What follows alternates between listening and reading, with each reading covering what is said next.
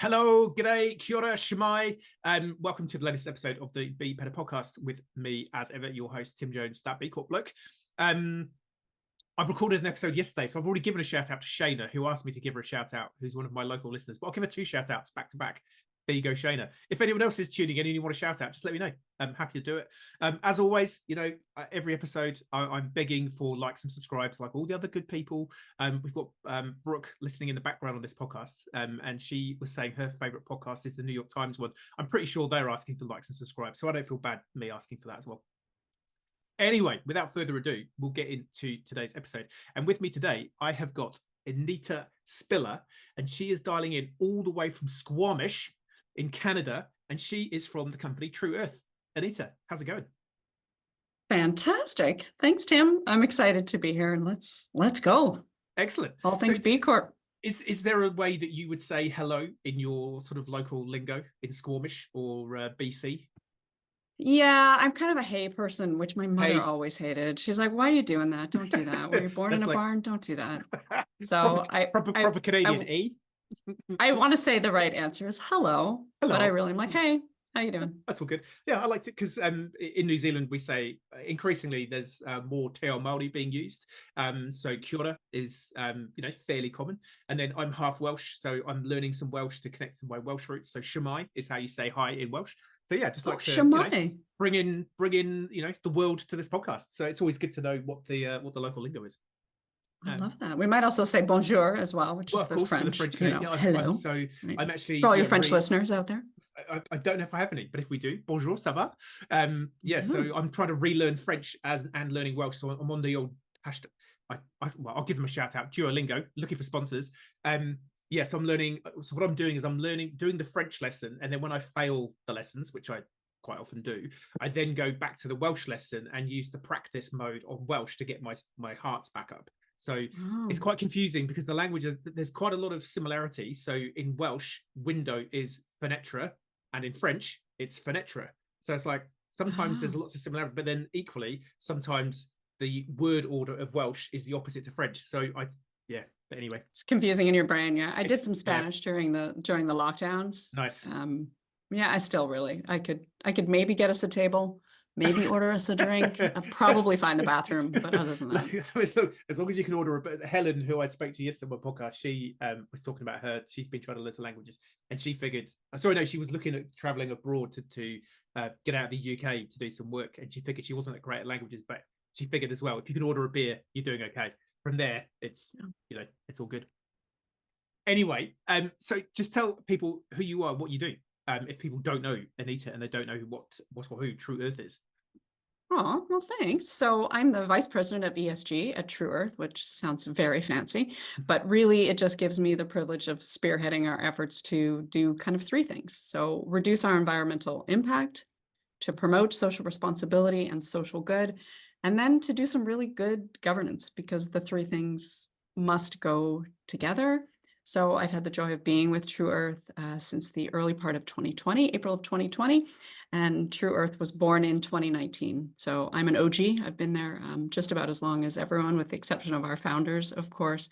Nice. And my day-to-day work is implementing our ESG strategy and making sure we live into our critical cause, which is to make true, lasting change that helps save the planet. Nice. And the products that you're making are, you can tell what they are, and then I'll say how we connected.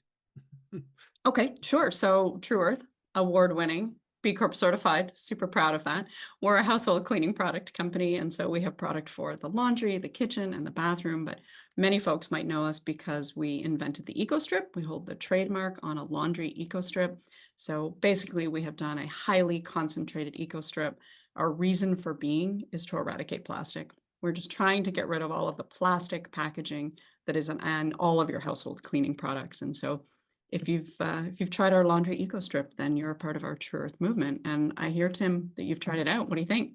I did, yeah. So that's how I kind of connected to True Earth and Anita to get this episode going. So we were in the States in January for a family holiday, and I'm such a B Corp geek. Wherever I go, anywhere, I'm like looking in the stores, fossicking around, trying to see B Corp stuff, and I take photos of them, and I'm so sad. I need to get a life. but obviously we need to do some shopping. We were staying in apartments and Airbnbs, and we needed some laundry products. And I was like, hey, this looks cool, and they're a B Corp. Let's give it a go. And yeah, it's a great product. So go you. That's awesome, because that was a hard fought battle to get our B Corp certification on all of our packaging. So I'm glad it's working. There's a benefit of B Corp right there. We'll have to. I mean, yeah, I am the outlier, I think, when it comes to. I sit here with my B Corp t-shirt. What else have I got? I've had some B Corp tea this morning. I live and breathe B Corp. I'm trying to just find as much B Corp in my life. I'd say I'm an outlier on that, but I think that we'll maybe get into this a little bit later. But I think the general trend is that more and more people are looking for that credibility, looking for third-party independent verification of companies' claims around performance and ESG and what have you. So yeah, I'm definitely an outlier. Yeah, I mean, I think if we hope to drive a collective movement of people who are trying to make small changes to live a more sustainable lifestyle, it has to start somewhere. So totally. Thanks for trying us out. Hey, pleasure. I just need to try and find it over here. I don't think it's not stocked in New Zealand. I've not seen it. At a retail location, no. You could do a subscription and have it delivered to your house, but not yet at a retail. But I mean, maybe you got some space in your garage. You could be our first retailer. Oh, hey, stranger things have happened. As a B Corp geek, you could do that for us. Yeah. It's not a bad idea. Maybe we'll have a chat about that afterwards. So, how did the idea come around? And just tell us a little bit about who the founders were and what their kind of story was to getting this happening. Yeah, so we have 3 co-founders, and it was a family friend who actually invented the Eco Strip, and sadly it sat on a shelf for about 7 years. He was a really great scientist and not a particularly good storyteller, so really hard for him to really do that marketing message. And yeah, one of our founders has a lot of small children and was looking around his house and saw all this plastic everywhere and was trying to figure out what he could do to make a change. And so they pulled it off the shelf in the early part of 2019, went to market in April. It was one product, just one laundry eco strip. We thought if we can help eradicate the plastic packaging and household cleaning, then we're really on to something. They did a test in the market and they hoped that they could get, just 100 families, 100 people who might try it out, and tens of thousands of them took it on. We did get a little bit lucky with COVID and the lockdown where folks were not able to get laundry detergent on the regular shelves, that this was something that started as a subscription model. And so we could deliver it to your house on the trucks that are already coming, Canada Post, US Postal Service. So it was a really good mix to start with. I mean, it is often that timing, like I feel like life is like good comedy. It's all in the timing. Had you been a year earlier or 10 years earlier, who knows? But I guess that's the joy of sort of startup business life is product. We're talking, I guess it's fresh because talking to Helen, who's a marketing consultant yesterday, product market fit, good marketing, connect to the customer, have a story that resonates, have a product that works, So I guess it's, what's that? The quote, when sort of fortune meets good timing or good planning. I can't remember that's quite. And I think that is the case here. And what the founders of True Earth were able to do was to launch an entirely new product category. So eco strips in the sheet category is now taking over the world, right? And we're going up against big soap. You've heard of big oil, big gas, and we're battling big soap. So that would be the Procter and Gamble's, Unilever's, those kind of guys. Yeah, exactly. And some of them are coming out with their own sheet formats too. And so for us, that's such a win for the planet. If we were able to transport clean products into this sheet variety, so we can stop transporting massive plastic bottles and huge amounts of water across the globe, that's a win for us. Of course, we want you to buy the True Earth product, but our sales went up on Amazon when one of our competitors launched a sheet product. And they're helping us market, right? Some of these big soaps, they got the money to push out the new format. So I think more than anything, we're super proud of this new category and the format that we're now able to deliver this product in. Yeah, it's always interesting, that dynamic between the first mover I used to work for Johnson & Johnson in their medical device division, and I got connected with one of their product designers in their international head office in Leeds in the north of England. And after a while, I got to realizing that he just had the worst job in the company, because he would do all these designs and create all these really edgy, forward-thinking products. But the company, all they ever did was go and acquire a startup. They never actually, they very rarely, if ever, launched an internally designed product, because it's too much risk, litigation risk. Whereas we'll let the small company take the risk, launch the product, and then when they become annoying enough, we'll either try and copy it or buy them. So I think there's this misnomer that big companies spend all this money on R&D, and they're the ones who. I mean, I'm sure there's been some cases, but I would hazard a guess it's mainly the small guy or girl who's like, hey, here's a problem. I think I can solve it. Oh, I can. Let's give it a go. And so it's interesting hearing that all boats are rising on this tide, but then hopefully you get the win ultimately, because you're the small battler and you're a B Corp, and so. Yeah, it's interesting. Interesting. So talk to us a bit more about the product itself. So for people who maybe aren't aware, who are living under a rock in a cave and haven't used the laundry strip yet, sort of describe a little bit. We'll put some links, or maybe if you've got some like YouTube links or whatever, we can put in the show notes. But yeah, just describe to people what it is and how is it different from, maybe, because in New Zealand and I'd say Australia, the majority of people probably use like a powder for their laundry. I mean, talking just specifically about the laundry products, it's mainly a powder, and sometimes it's the diluted liquid form. But yeah, so talk let's geek out on that stuff. Let's geek out. So so imagine a very small strip. It is a highly concentrated cleaning product, and there's no measuring, there's no mess. You don't have to figure out, you're not pouring anything into any sort of a container to figure out what a small, medium, and large load looks like. It literally is one strip equals one load. You throw it right in the bin where your clothes are. The water hits it, it dissolves, and it washes your clothes. So it is as effective and as easy as all of our competitors, while at the same time eliminating the plastic packaging. So there's no water, there's no plastic packaging. It's very light and it's very small. So super great for folks that are traveling, super great for folks that can't carry a giant jug home with them or a giant plastic container. So from that perspective, imagine a month's worth of laundry in the size of your cell phone. Well, yeah. So I guess the big benefits are, like you say, not as a company at a high level in terms of your footprint. You're not shipping around big heavy boxes of powder, because like a 1 kilo box of washing powder is pretty heavy. Obviously it's a kilo, but they're bulky, and it's got a good amount of weight to it. And then, like you say, the detergent in a liquid form, it's probably 90-something% water, give or take. So you're paying to have a large amount of liquid shipped, and obviously liquid used in a manufacturing process. So yeah, it's kind of really interesting to get, I think, for people to understand, maybe if you're if someone's listening and they have a product themselves, really thinking about the product and input material, source reduction, how do we put less in, send less, but still get the same outcome? I think it's that's where the high concentration comes in, right? Yeah. So what we're trying to do is eliminate all of the things, right? So you're doing your laundry, you already are filling your tub with water. Whether you're doing your laundry in a sink, in a washing machine, in a tub, in a bucket, you already have the water component. So the last thing you need is to be adding more water to that piece, right? And the weight matters in terms of the CO2 emissions that we are using to transport laundry detergent. So if I'm sending it, whether it's around the corner or around the globe, anytime we can take the weight of unnecessary materials out of it, that's good news for the planet. Yeah, massively. Ours comes in a cardboard envelope. It doesn't need to come in a big container, right? And that can just go in the recycle bin when you're done. So, if you're looking for a zero waste life, if you're looking to kind of eliminate all of that. And for me, if we want to see a future without plastic, we have to stop buying plastic. It sounds super simple, right? It sounds very trite, very simple, but I think it's true, and it's really hard to do. Like totally. You go to the grocery store, I love my yogurt, can't find it in anything other than a plastic tub. I can make it at home.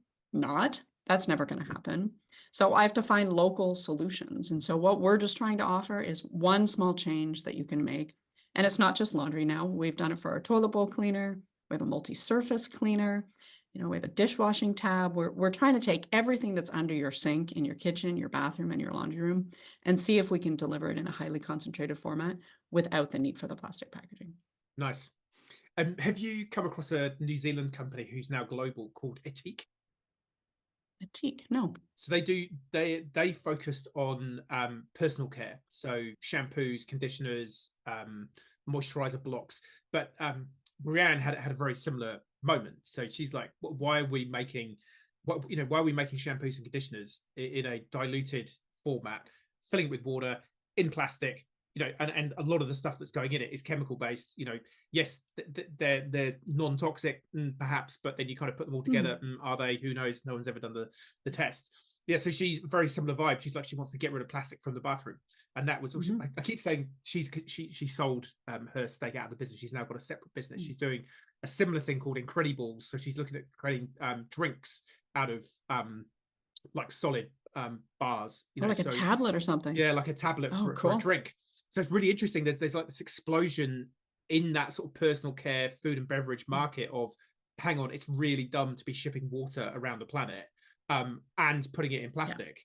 But like you say, in general, isn't it dumb that we got rid of like a bar of soap? Well, right, like the bar of soap that I grew up with. Yeah, totally. Right, and then of course we made it into a liquid format, and then of course we decided we needed to automatically foam, which is kind of mind blowing to me. It's like, really, do I need it to foam? Yeah, I can just take that bar, So I think sometimes we've just sort of let brands and marketers kind of get away from us, and some of the best things are honestly the things that my grandmother used, the things that 100%. my mom used in the home, and we can, I think, look backwards often to those of us that have wise humans in our lives to think, we don't need to recreate what they have given us. Yeah, totally. Wisdom of elders. I think totally agree. We've gone, we will blame the marketing people. The two people, I'm a reformed salesperson, so the two people I tend to pick on are marketing teams and the finance teams, and that's purely because the finance people just speak in a different language as far as I'm concerned. It's like I'm numerically dyslexic, don't know what you're on about, and the marketing teams, because it's generally like, could you stop your coloring in with your crayons? We actually just need to go and sell some products. So there we go. Apologies to anyone and everyone in those two teams that I've offended, but I do it regularly, so you should be used to it by now. No, that's super cool. And then so in terms of the product itself, because obviously recent, again, probably blame the marketing product manager type peoples, is those little plastic pods that you kind of get for laundry, which again is kind of like, I don't know really what the sales, and it's the same with dishwasher tablets. That kind of, hey, is a little bit of plastic with some liquid in it. It's better for the, I don't know, claims it's better for the planet. So what's the actual material made out of? Like, is that all natural and super friendly, or is there something in there that you're kind of working on to make better? I mean, I think we're always going to be working, right? I think the biggest challenge is that we need surfactant in order to clean things.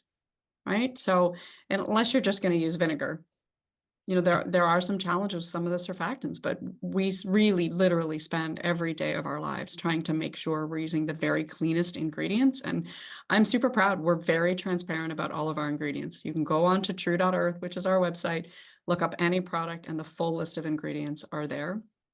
Are we trying to innovate and do better? Absolutely.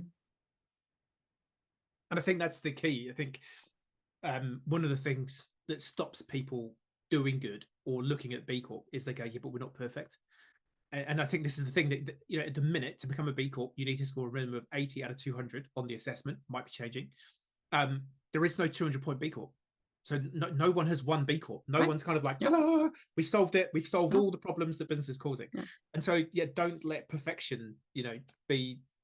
And we're not perfect at True Earth, and we're not asking anyone else to be. And we try to remember every day that our battle is against the plastic packaging. We're trying to put really good ingredients and really good products in the hands of our True Earth change makers. But, at the end of the day, if we can eradicate and eliminate, we're at like 186 million plastic containers that we didn't create in the first place.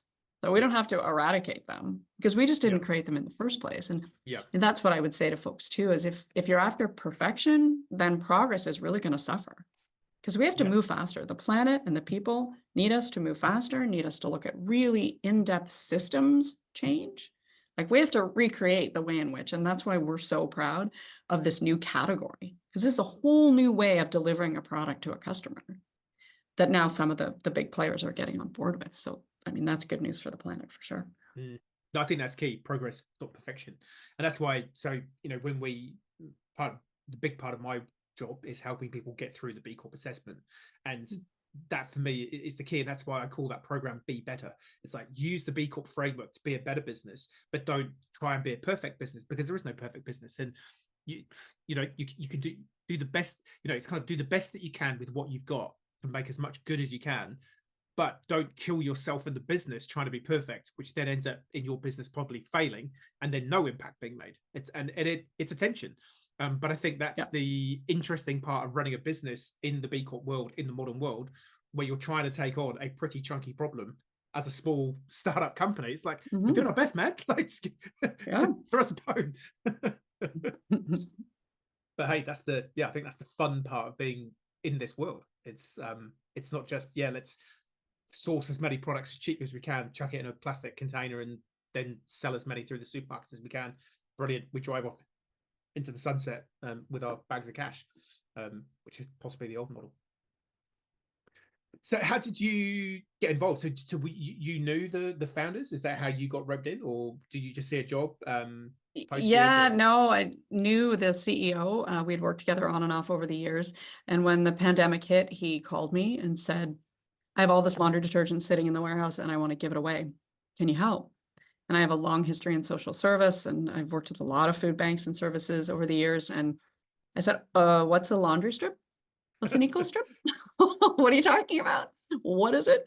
So he sent me some, and I wanted to try it for myself, honestly. I'm like every other good salesperson. It's hard to hawk something if you don't really truly believe in it. And so when I used it and realized this could actually make a huge difference, especially in the world of food banks and shelters, it really is perfect built, right? If you think if you're someone who's gone to a food bank and you want to collect a food box, what better thing to tuck in there but 8 loads of laundry? So he said, can you give away 1 million loads? I said, well, that sounds like a lot, 1 million loads. So over the course of the early part of 2020, so mostly over the summer of 2020, we started to build some really long-standing national partnerships. The Toronto Daily Bread Food Bank was the first one, and they took all 1 million loads. And since then, we're coming up on 50 million loads that we'll have donated.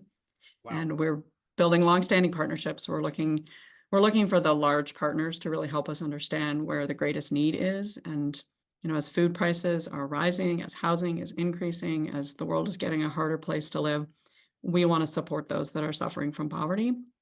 And it's just a small thing, but it's something that we all can do. And so if anybody is out there listening to this that has product in their warehouse, and we're super proud, we give first quality product. We don't, yes, we have a home for some of our damaged products, but what we give is first quality. So if anybody listening has first quality product that they would like help, because the social structure systems, especially in North America, can be complicated, we can help. Nice. We can help connect folks to the right people. It is the right thing to do, especially now. And it was one of the key contributors to our B Corp score. We got huge points on that part of our program. Yeah, that's the design to give business impact. Yeah. So for people who maybe haven't, I think I've talked about the impact business models in previous episodes, but if you're new to this, obviously go back, listen to all the other episodes. The B Corp assessment is split into 2 levels. So you've got operational questions, which is, how do we run the company? Basically, how do we treat the staff on the day-to-day? How do we monitor our environmental performance on the day-to-day? But then there's these, I call them, depending on your age range, it's either you're going Pokemon hunting or Super Mario bonus level unlocking. So it's the really high scoring B Corps unlock this kind of second level of questions, which is where if you can demonstrate you go above and beyond what's legally required as a business to create more positive social or environmental impact, that's where you unlock the big points. Any company that's really got over about 90 has probably unlocked an impact business model, and anything over 100, they've definitely unlocked at least one impact business model. So the design to give one is basically you commit to giving a percentage of revenue or profits or in-kind donations or pro bono hours to a worthy cause or causes, and if you can demonstrate and prove that, then you get those points. So go you. And that's really cool. Yep. How you're doing that with like premium grade product, because it is fairly common, I'd say, even within the B Corp community. That's kind of like, yeah, look, it's got a scratch, or it's slightly damaged, or it's been returned, or what have you.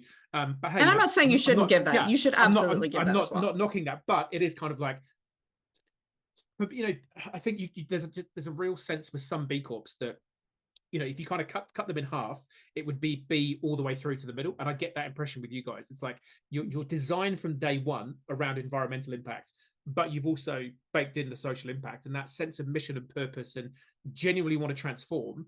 Whereas, I think there are other B Corps in the world where it's kind of like, look, we're a good business. We're doing okay things, but we're kind of like, we're not really focused on transformation and change of a category or a product or an industry.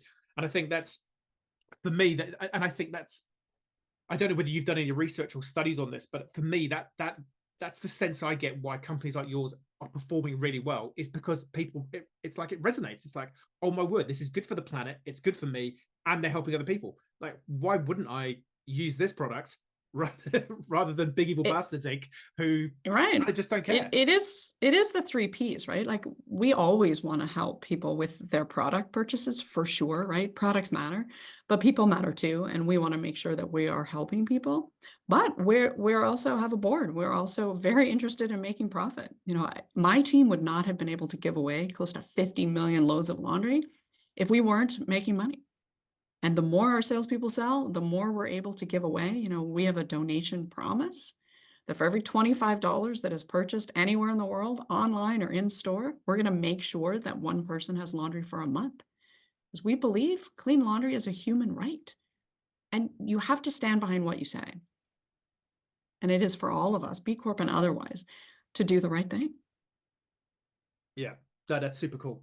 Super cool. And you're so right. It is this tension between, I guess, doing well as a company and doing good. And it's a fine line. And there are really good examples of companies that have tried to do too much good and have folded, and they now don't exist. And the impact that they were making is now not happening. And again, this is, for me, the exciting part of being a CEO or a business leader in this modern world is it's relatively easy to start a business and just make as much money as you can out of it. Like, that's old school. That's pretty, and it's quite boring. And actually, it's quite unfulfilling for you. And ultimately, your customers and suppliers and your staff, right? Yeah, and your staff will kind of see through that. I would get the impression that if we went and walked around your warehouse or the head office, that there's just a cool vibe amongst the team as well. Because companies that are doing all this good, it's hard not to just be enthused by it on the day to day, and just knowing as a salesperson, like I know that I'm helping some people. Like I'm maybe getting commission or however you structure your remuneration, but it's like I'm doing okay, but I'm also helping some people over here, and I'm helping save the planet. It's like, why wouldn't you want to come to work? It matters to our staff, right? With almost without exception, like, staff are looking to join True Earth because we're a social impact model. Because not only do they want to go to work and do a good job and feed their families, but they want to help other people as well. So every one of our employees can give product to whatever their organization in need that's close to their heart that matters. So if they're volunteering at a food bank, we make sure that they can take the True Earth product along with them. But we also make sure they can volunteer in the community, that they can have lunches together, that we're building a community of people who feel like we're all striving for the same good. And I think especially now with so many people working remotely, that it matters when they come together, that they feel like they're a part of something greater than themselves. 100%. And I mean, it's there's evidence, there's data points that point to all of this, and that's kind of great. But I think these conversations are actually more insightful and more convincing to people than, okay, there's some white paper here from some university I've never heard of telling me that B Corp helps increase staff retention and attraction rates. But I think people can connect to it through the authenticity of how you're telling it, and I think there's more value in that. Which again, is part of the reason why I'm doing this podcast, to help people just connect and understand and hear firsthand. Like, no, this is the thing. It's happening. Yeah, and for True Earth, becoming a B Corp certified was not just a goal; it was an imperative. Like, since inception, like this is something that has always been on a not just a wish list, but on the let's get this done list. So much so that our board mandated it the year before we certified, that said, you will get this done. That's super so cool. Like, that's some scary stuff.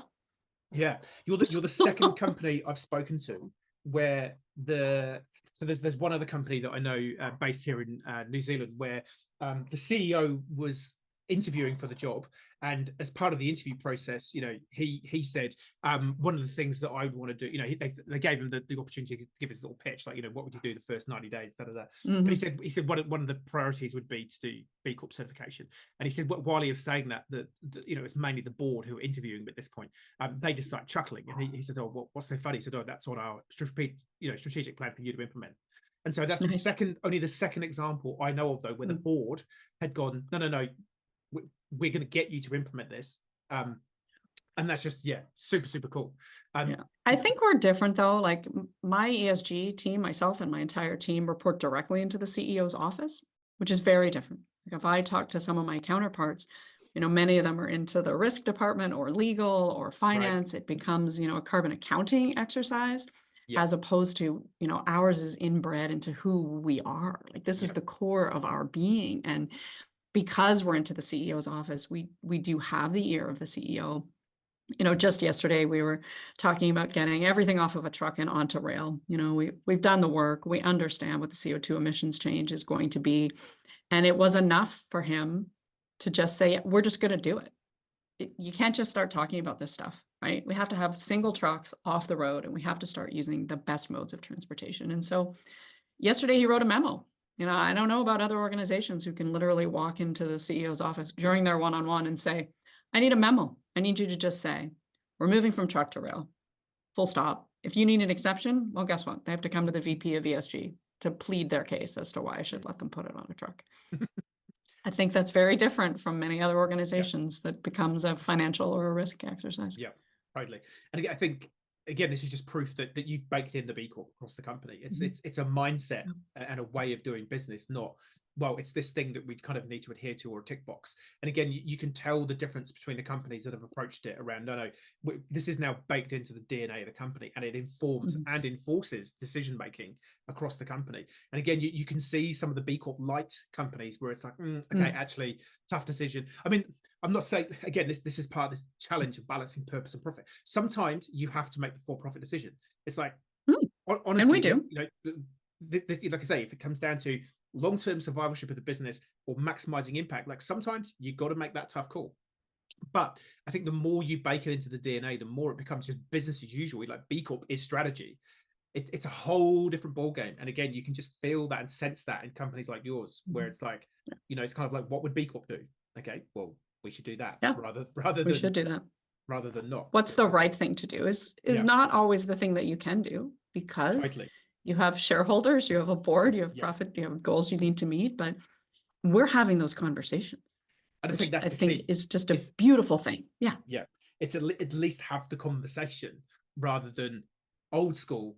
Well, it's just about maximizing profit. So there's no discussion. It's like, just send it on the truck, maybe, because it's going to get there quicker. We get da da da da. So but come on, as consumers, I'm sorry, are you having a laundry emergency? Like, really, you're having a laundry emergency? You need that, like, to come on the truck at 10 o'clock tonight? I mean, most people know they're running out of laundry detergent, and they'll go get some, and whatever. You can come to the stores. We're in thousands of stores. You can get it. So I just think we need to keep it in mind, and too, as consumers too, like, we're offering a longer delay option so that we can send it on a net zero option.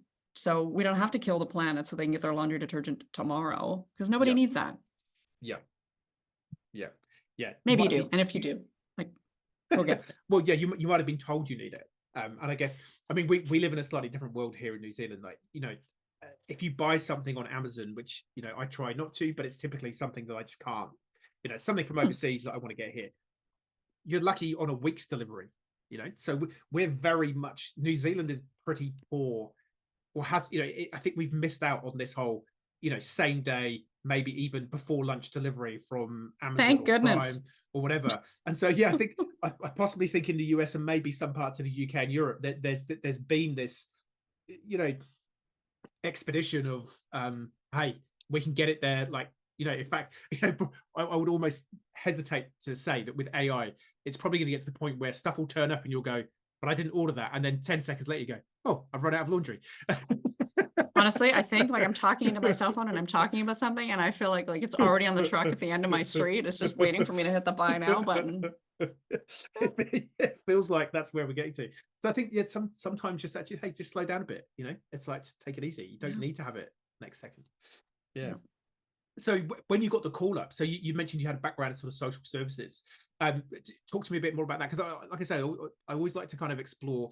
Have you always been someone who's been purpose driven and looking to do good, or was the call to come and join True Earth like the moment of like, oh wow, I get to now do some good? I've been, sort of suckling on the teat of the evil empires for the life. It sounds like you've kind of not had that moment of, I feel like I've been doing a lot of bad work, now's my chance to kind of atone. It sounds like you've mainly been doing, if you've been working social services. But yeah, just tell us a bit about your background and I think it's yes and.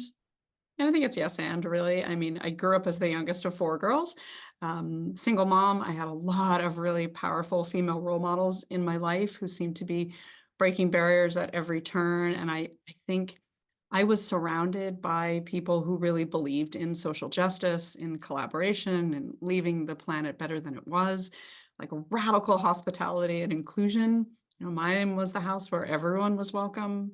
My friends were always over. I have no idea how my mom managed with 4 girls and all of our friends, but she really was my inspiration. I had an aunt also who just was always fighting for women's rights. So I do think it is a part of my DNA, but I certainly had a life where, I was in sales for much of my life in public relations, and I was building and growing and acquiring, the cars, the houses, the golf memberships, the whole thing.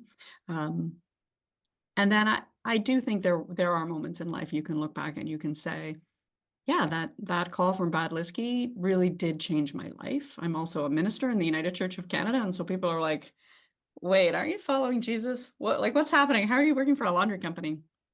And part of it for me is this beautiful intersection that I am able to follow my creator and also do good for the planet. So it's that people helping people part, but also the environmental piece where I think I want to have something to say when my grandchildren look at me and say, like, Nana, what did you do when you knew that the planet was in crisis? I had the joy of being in Jasper, Alberta last week and spent 5 glorious days in Jasper.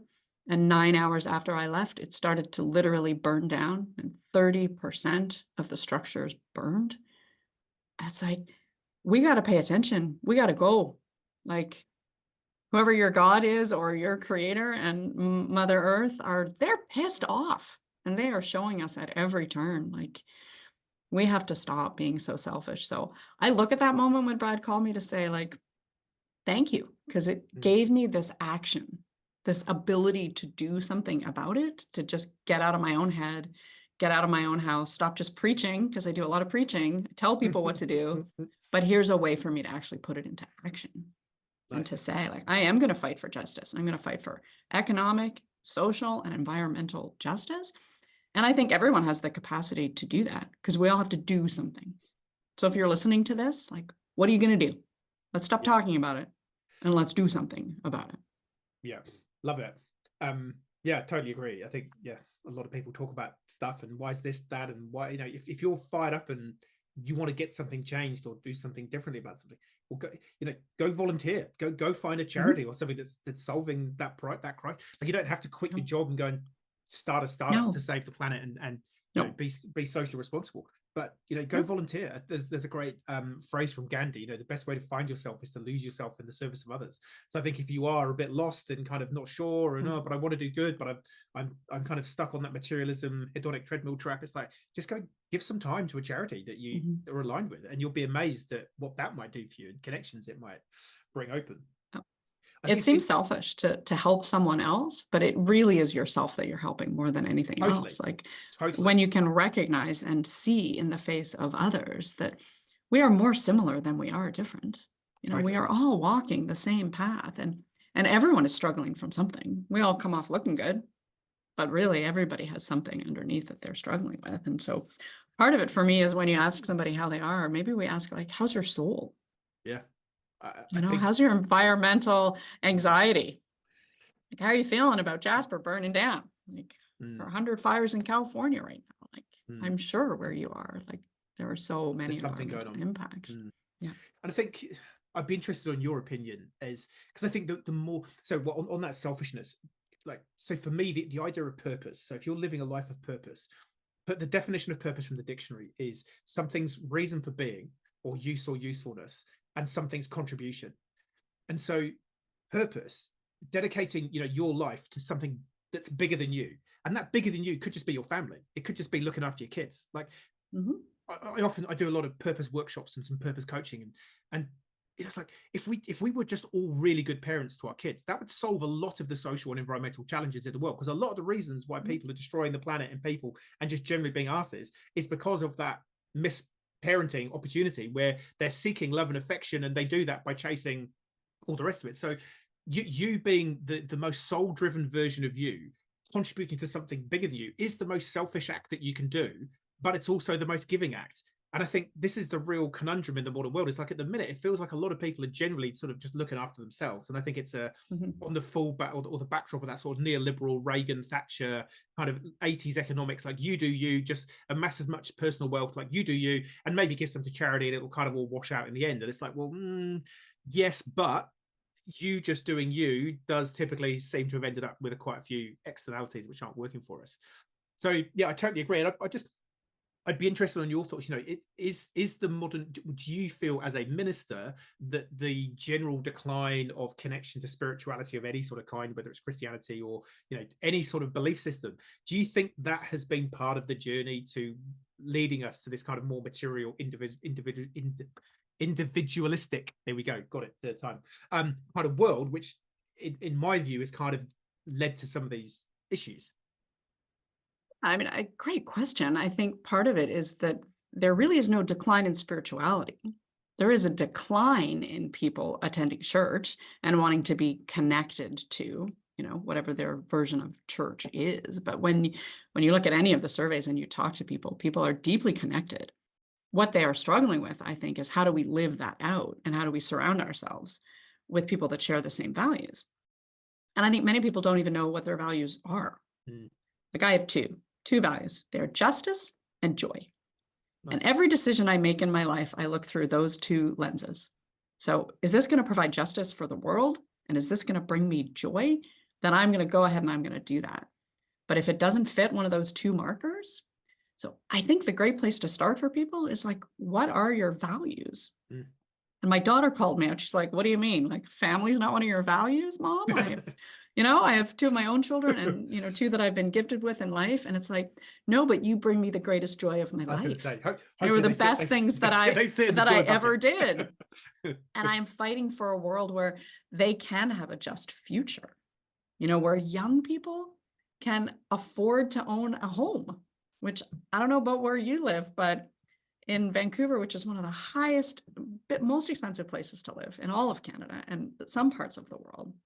I live in a place where, I want kids to be able to afford to go to school if that's what they want to do. So for me, I would just ask folks, like, what are your core values? What are the things that are so meaningful for you that you're going to go after them without anything else? Like, that's the thing. So ask yourself what really matters to you. And then also, I think, the pandemic did a terrible thing driving everyone home. Gave us excuses to stop being together as community. It gave us permission to just like, I don't want to do that anymore. I'm just going to stay in my house, and I'm just going to be fed by whatever social media that you're living into. That I think we've lost the community piece. So do I want people to come to church? Absolutely. If you're in Squamish, come on over 10:05 on a Sunday morning, and we can talk about community and radical hospitality and what it means to physically and spiritually feed people.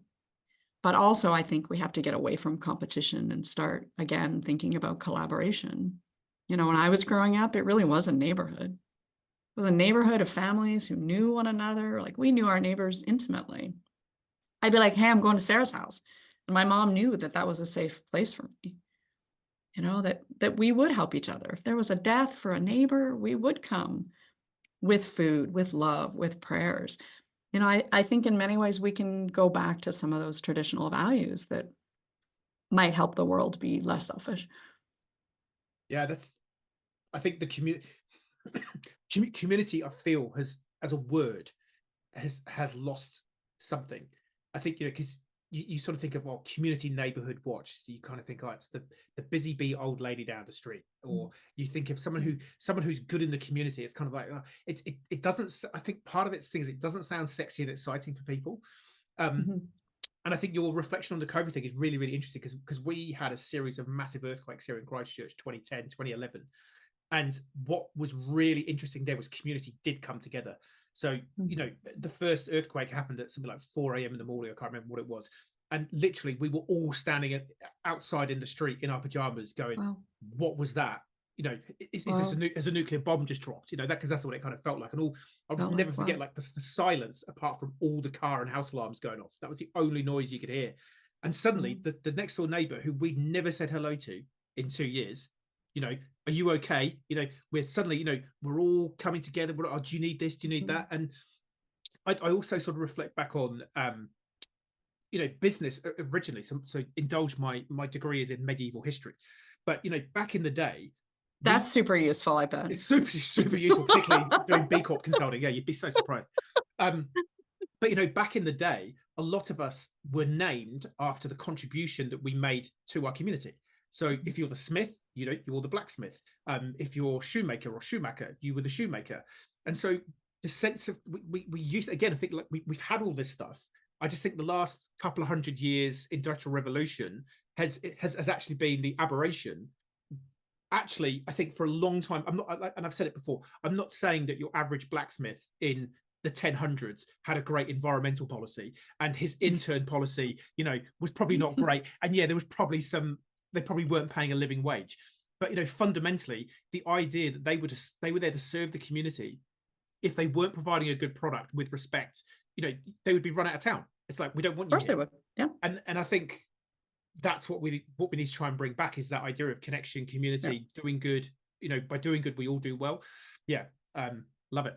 I mean, and there was lots of pandemic positives too, right? Like, most of what I pray for is that the world will collectively respond to the climate crisis like they did to the COVID outbreak and the race for the vaccine. Like, imagine if we were working together and not in competition trying to solve the climate crisis, that if we were working collectively and could use that as a shining example of the ways in which that we could fix. Because I do think all of the solutions we need for the climate crisis already exist. Totally.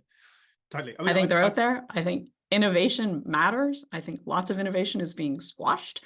You know, I think massively, like ours, it sat on a shelf for 7 years before that eco strip went to market. So I think we have to somehow get back to community, get back to collaboration, start working together for real systems change, because it is a systems change. Like, this isn't, one eco strip is not going to change the world, but a massive systems change will. Totally. I always, well, I sort of look back and go, I think it was in 2019, a group of scientists in Japan landed a robot on an asteroid in outer space. So I always like to frame that as, that's something that we can do. So can you tell me why we can't feed people in the county next door to us when we know that we have more food? You know, in some parts of the world, we've got rampant obesity, and in others, we've got people who can't, you know, who's starving to death. You can't tell me that that's not just a logistical issue. It's not. There's enough food in the world to feed everyone. It's like, we can solve that.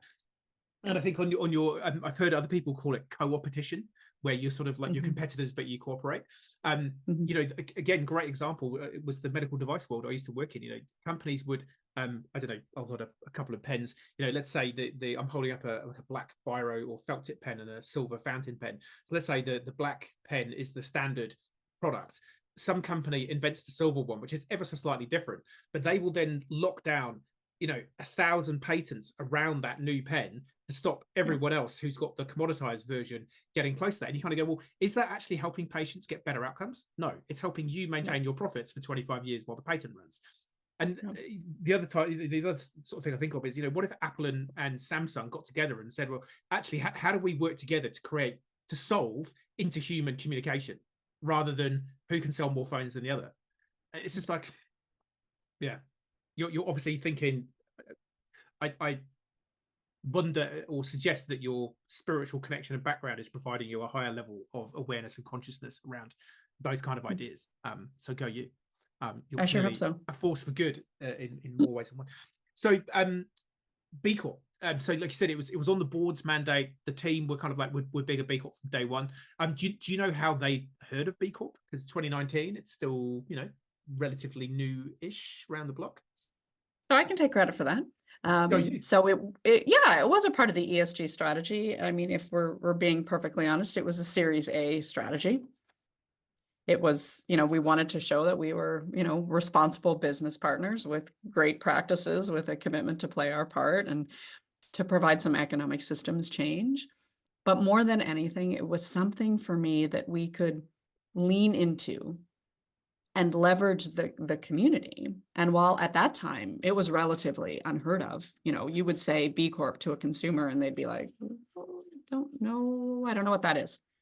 And even now, the recognition even of the symbol is not as high as we want it to be. But for us, it wasn't just a nice to have. It was something that we absolutely had to do. For me, it's something that we can stand on. And it's something that holds us accountable. And we continually have to work towards improvement. Like for those of you listening who are thinking about B Corp certification, this is not a one and done. This is not of like, we have ticked the box, we have done the B Corp assessment, and we have gotten our score.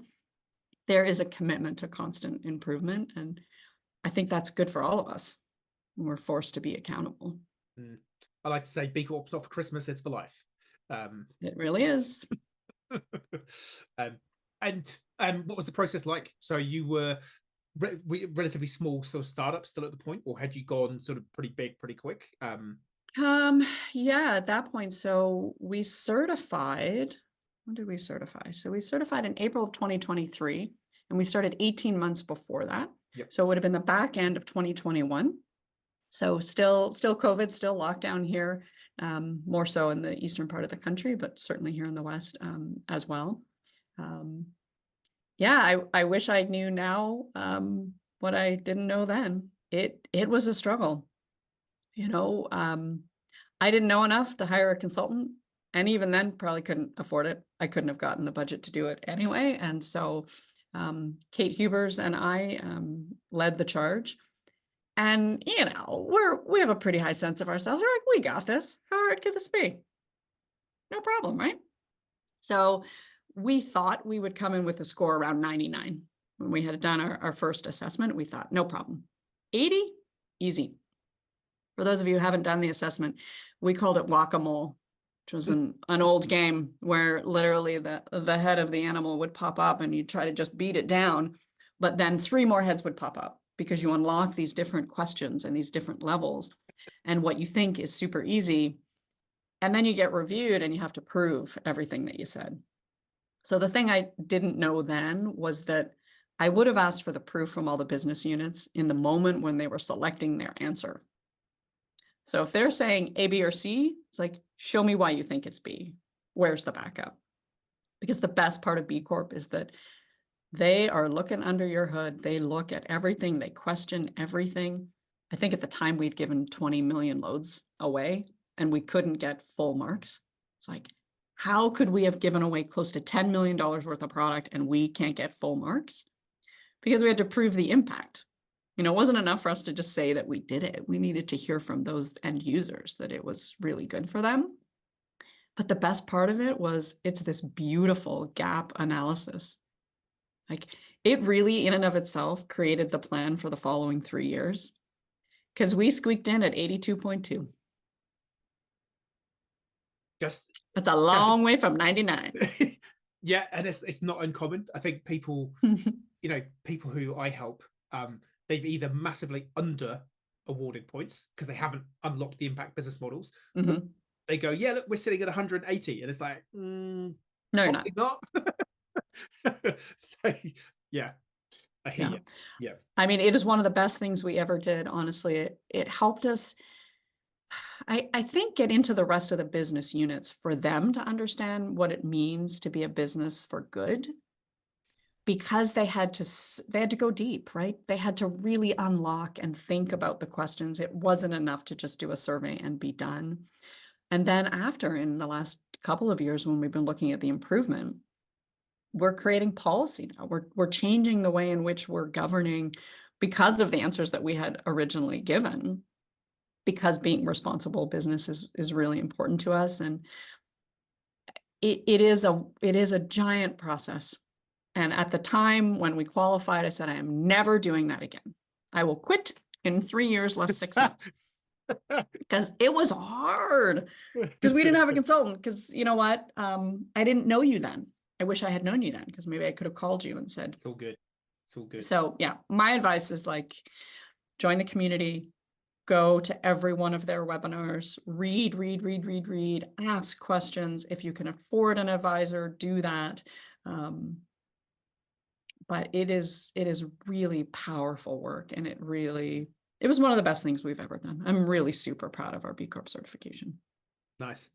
And I think what you've articulated really well, and this is something that, you know, people who I work with, I am very dogmatic about making you bring the team on the journey, because the worst thing you can do is just have one internal person who's just chipping away at it, and then you send an all company email, hey, we're a B Corp, and people are like, well, were we a C Corp, and why aren't we an A Corp? And you know, what's what does that mean? About? Yeah, like, what does this even mean? Yeah. There's so much engagement you can bring an agenda on, particularly for companies like yours, when you're, I think that the big thing I typically notice with companies like yours, where there's so much good going on, is it's almost normalized, and people just kind of go, yeah, but that's just how we do it here at True Earth.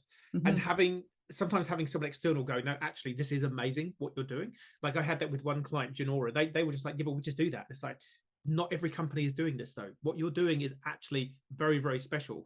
So having the team have that moment of sort of remembrance or connection to the good that you're doing, but also making sure that everyone across the company is aware what the B Corp standard is. So it's like, you know, your operations or logistics team are kind of like, oh, okay, roads probably not the best option if we can think about it. Okay, now we're aware of that, and we know that that's points on the table for our next set. It's part of our plan, you know, and it just creates that awareness and engagement and excitement that lifts it. And they start thinking about in their own individual business units. Exactly when, that. you know, I'm super happy. Like every single one of our employees, I think we're at 178 right now.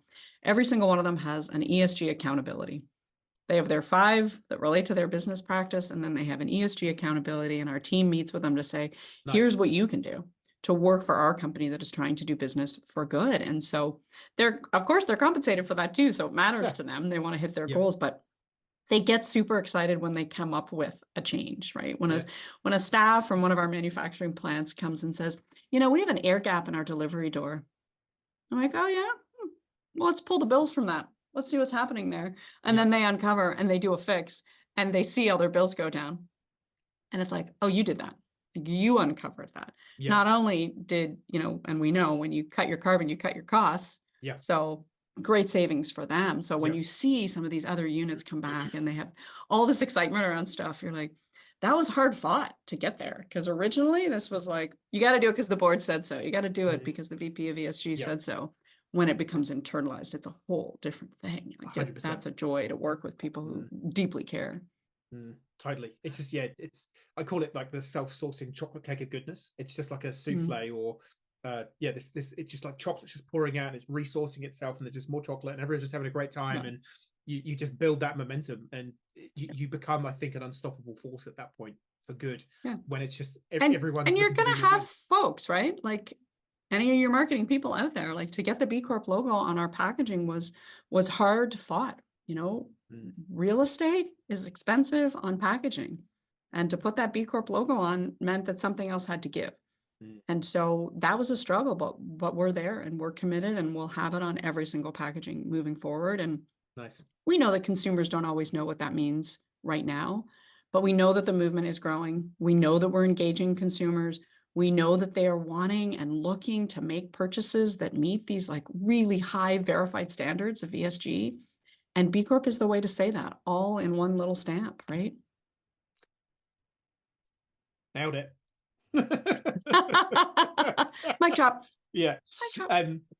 No, I totally agree, and that's what we're saying. And I think, you know, don't underestimate the addition that you will make to the movement of people who get your product, test it, buy it, see the story, connect to it, and go, you know, and whether that means they then start looking for more products in their pantry that are B Corp, or whether it's, I mean, the first B Corp in New Zealand, Steve Arder from Eagle Protect, he saw, is it Method, who are, I think they might be a household product in California. Anyway, he saw this company that was a B Corp, and he was like, wow, like their branding's really cool, their messaging's pretty cool.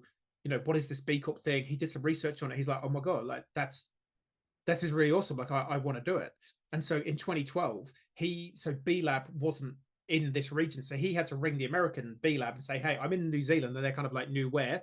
And he's like, I'd like to put my company through this B Corp thing. And they're kind of like, okay, sure. We think so.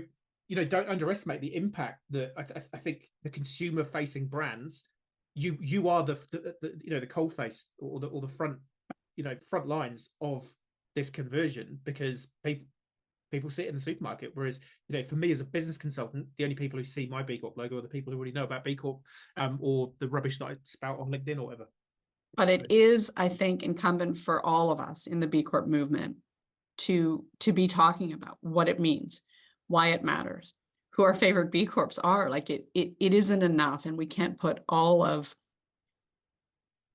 the blame or whatever on B Lab to do the work of marketing B Corp. I think we all have to do our part. And I think one of the greatest things about the B Corp is the community.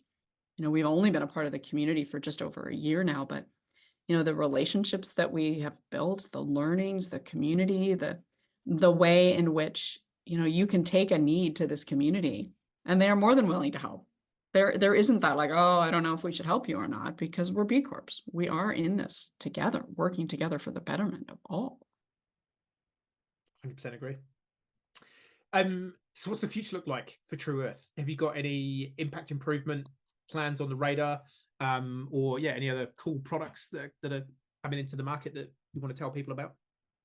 Yeah, I mean, for us, we talked about it earlier, like the climate crisis is not letting up. And so we have to continue to go faster and continue to innovate and continue to push other organizations to do better. So we're constantly coming out with new product. It is for us.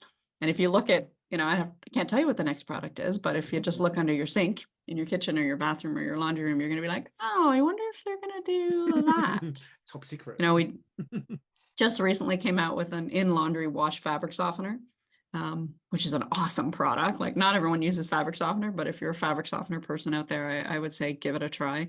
In combination with the laundry, it's a pretty fantastic product. So, we're not intimidated about what's happening out there.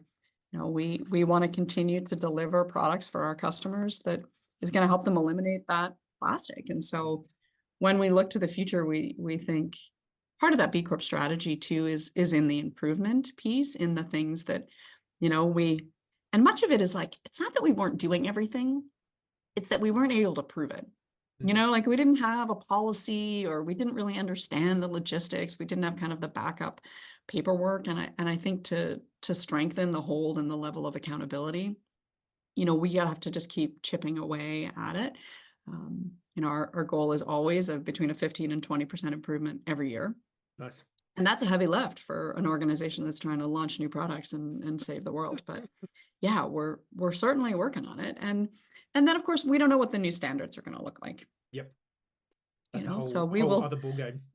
We will not be grandfathered into that. And so us, like everyone else, will have to look to those new standards. But I am all for it. If we're going to level up the accountability, if we're going to level up to make sure that there are no loopholes, because, you could do really well in one of the 5 categories and not so well in another. And so I do think we need to level that and make sure there are these minimum standards. So I say that now, I'm looking for minimum standards, but we'll see what they are. Yeah, you might be changing your tune on that one. It's funny, I was working with a client last week.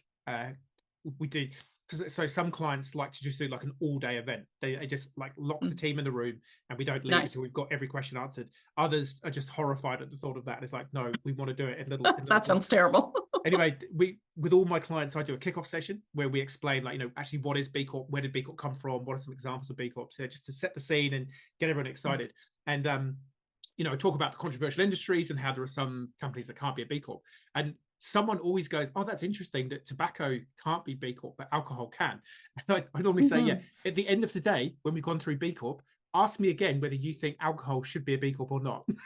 Right. At the end of the day, they're like, yeah, I get it. I quite like a glass of wine. Having gone through the B Corp in a day. So, yeah. Super cool. Well, look, I have no doubt that the world and humanity is in safer hands with Anita Spiller being a part of it. And the same for True Earth. So just thank you so much for being willing and able to jump on the podcast with some crazy bloke in New Zealand that you've never heard of. And yeah, keep up the amazing work that you're doing. You know, I think you're, like I say, I don't say it to every podcast guest. You know, I think you're genuinely one of those companies that you're making orders of change that you probably don't recognize and probably won't recognize until 10 years down the line. And you'll look back and go, actually, yeah, that was quite cool. We did a thing. So sometimes I think like we're so far ahead of it, right? Like we're really, we're sprinting, if we're using kind of a, Olympics metaphors right now, but you don't have to sprint though too. And I might just say as a final, like the one mistake I think I continue to make is that I don't say, I don't know. I don't say I need help. I don't say I don't understand that.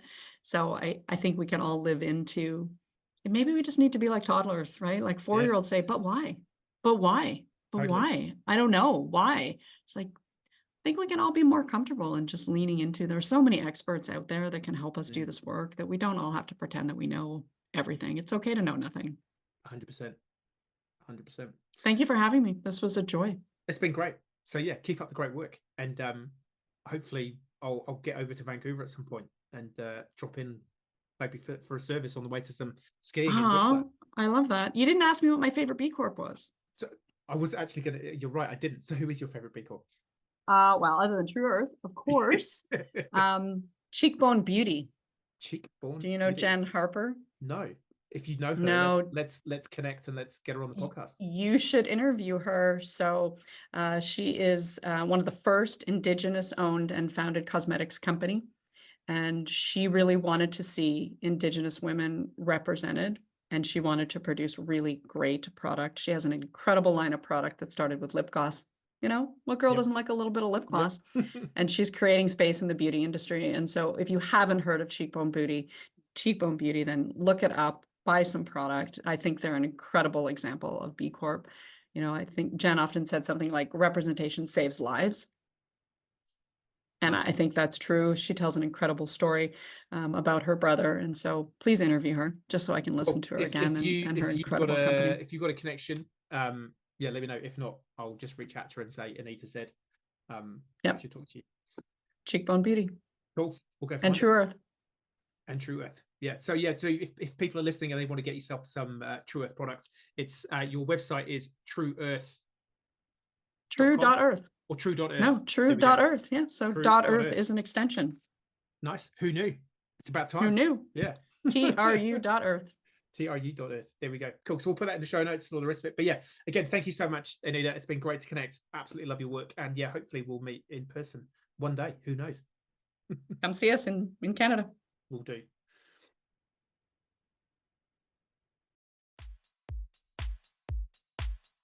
Hey, it's Tim here, that B Corp bloke from Grow Good. If you want more content on purpose, B Corp, how to do more good in the world as an individual or a business, then you know the drill. Hit the like and subscribe. Check out some of our other videos. They're probably floating around here somewhere. You know how it works. Thank you so much. See you next time.